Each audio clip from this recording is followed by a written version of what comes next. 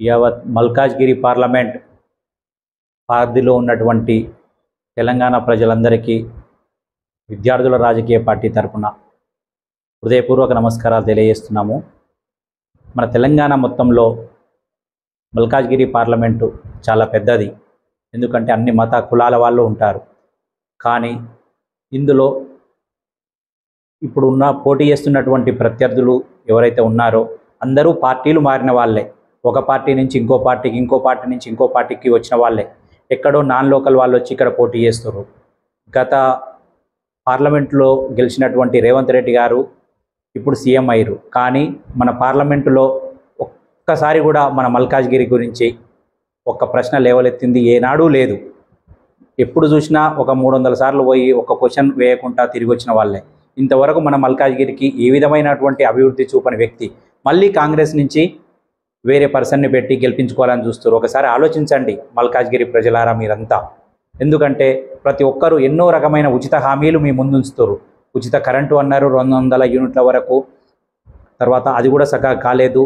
దాదాపు రైతు బంధు అన్నారు, అది చక్కగా కాలేదు. 6 గ్యారెంటీలు అన్నారు, ఏది కూడా అమలు కావట్లేదు. బీఆర్ఎస్ ప్రభుత్వం కూడా ఎన్నో హామీలు ఇస్తుంది, కానీ అమలుకు నోచుకోలేని హామీలు ఇస్తుంది. మనకు అలాంటి ఉచిత పథకాలు వద్దు. దయచేసి మనకు ప్రతి ఒక్క స్కూల్లో, హాస్పిటల్స్లో నాణ్యమైన విద్య వైద్యం మాత్రమే కావాలి. అలాంటి ఉచిత విద్య వైద్యం కోసం మా విద్యార్థుల రాజకీయ పార్టీ తపన పడుతూనే ఉంది. దయచేసి మీరు ఒక్కసారి ఆలోచించండి.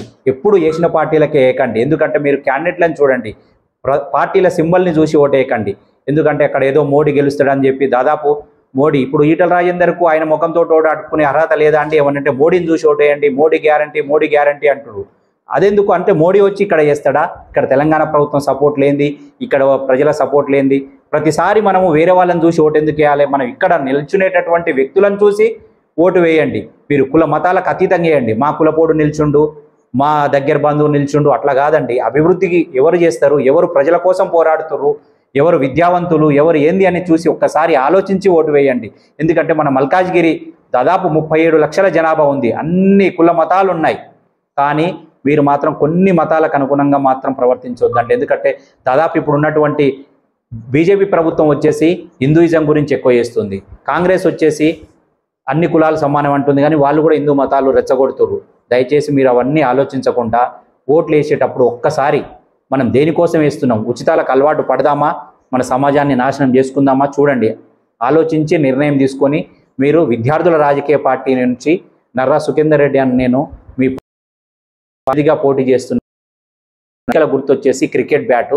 దయచేసి మీరు క్రికెట్ బ్యాట్ గుర్తుపైన ఓటు వేసి మమ్మల్ని అత్యధిక మెజార్టీతో గెలిపించి మల్కాజ్గిరి అభివృద్ధికి పాటుపడాల్సిందిగా కోరుకుంటున్నాను.